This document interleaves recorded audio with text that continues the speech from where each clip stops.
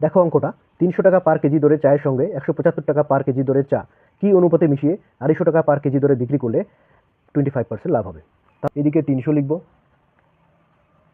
এত টাকা পার কেজি, এইখানে 175 টাকা পার কেজি। এবার দুদিকে এমন দাগ দেবো।